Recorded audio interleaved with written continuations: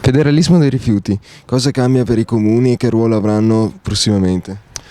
Cosa cambia? Se il progetto di legge della Giunta regionale dovesse passare così integralmente come è stato proposto, cambia che i comuni probabilmente avranno la forza di incassare, di introitare la tariffa, ma non decideranno più nulla né di cassonetti, né della pulizia, né della tipologia di raccolta di rifiuti differenziata e neanche essenzialmente nelle attività di servizio di raccolta. Se invece ci si mette a riflettere attorno a un tavolo e magari si fa un progetto di legge unico tenendo in considerazione il lavoro che ho proposto, ma che non è mio, io non voglio personalizzarlo, è dell'ANCI, è dell'ingegner Bonesso e di tutti questi ragazzi sindaci che ci sono dentro in questo auditorium, allora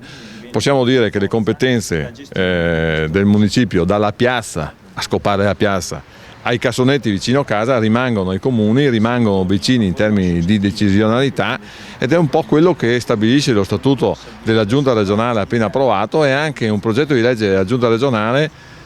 di recentissima produzione, approvato all'unanimità in prima commissione, il numero 196, che dice proprio che i servizi associati dei vari comuni devono essere il più possibile stimolati e soprattutto il più possibile vicini alle esigenze della gente e anche delle famiglie. Come si otterrà questo?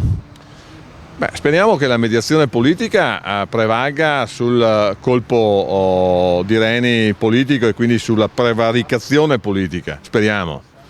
Se non sarà così, in aula sarà guerra, perché io che sono maggioranza mi metterò veramente a fare e a ostacolare quel progetto di legge per far passare una ragione specifica, che è quella che ho appena menzionato nell'intervento che ho appena fatto. Perfetto, grazie.